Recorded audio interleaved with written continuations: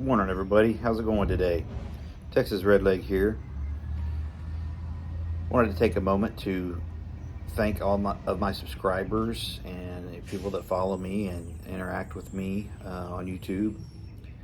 I would ask you to keep doing that and stay in contact. Let's help each other get through what's coming.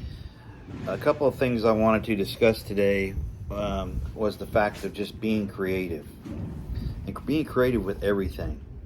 Tool usage, tool selection, 2A stuff, storage and transport of said 2A stuff, etc. You know, I'm a big fan of what you call, hiding in plain sight, if you will. You know, you don't have to be a rocket scientist, and you don't have to be some sort of Einstein to figure out creative ways of storing things, transporting things. You know, it just takes a little bit of thought process, and honestly, it just is a matter of being creative, right? And again, it's not anything. It's not a gift. It's not special or anything. It's just something you have to stop and think about in order to accomplish, right? And with the anti-2A activity that's being thrust upon us at this point, and will continue. Trust me, they're going to go full bore on this thing. And depending on where you live, what state you're in, and what the politics are, will have a dramatic effect on whether or not people are can accomplish what they're trying to do to the 2A and our rights in that part of the Constitution. So. It does depend on where you live and what the politics are. Unfortunately, they've just decided that whatever it takes, they're going to come after them. So again, depending on where you live, evaluate your situation and just be creative and do what you need to do accordingly. I personally, I'm not going to be giving up anything. I don't have a whole lot anymore anyway, but I would just encourage people to, use your resources and be smart about what you do and where you do it, and make your own choices when it comes to storage and transport of those such items. And again, the same thing goes with tools and parts and materials and such. There's a lot of things that have dual use, right? Like tools.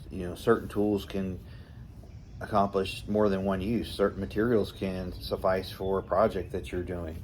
If you've got, I'm one of those people that, when I get extra bolts or screws or nails or nuts or things like that, washers, I have a little bin that I keep them in, and I just store them.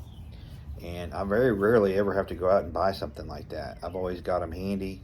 It's just sort of the way I've always done it, and the way I was taught as a young person to keep stuff like that.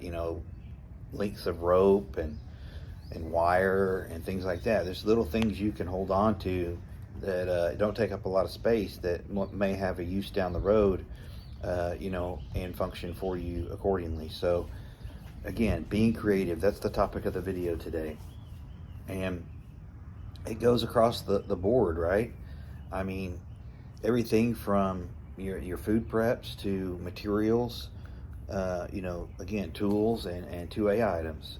There's just a lot of things that have, cross uses, if you will.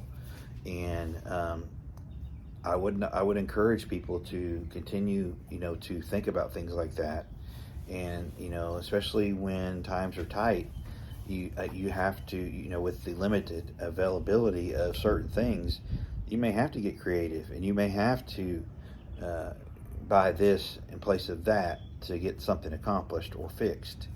And don't be afraid to I'm not telling you to do anything dangerous, of course, but don't be afraid to think outside the box and go, well, I can't get this part, but this might work. Again, I would evaluate it, make sure it's safe, for whatever you're doing, as far as like a repair or something like that, especially to like a vehicle or a piece of equipment.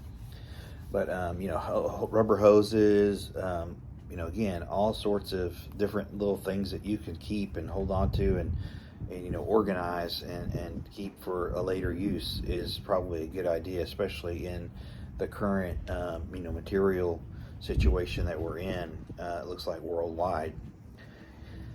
And just be one of those people that is creative and smart. And I think you'll find that if you do it in limits, of course, with organization, it doesn't really become a hoarding thing. It just becomes extra stuff that you keep around that doesn't take up a bunch of space, like little brackets and things like that. If I go buy something from the store with like a little shelf system or something, it's got all these extra parts, and sometimes the parts are cheap, and they're not well made, and I may have a part hidden or stored that will do a better job than the part that they sent me. So I'll just kind of intermingle stuff.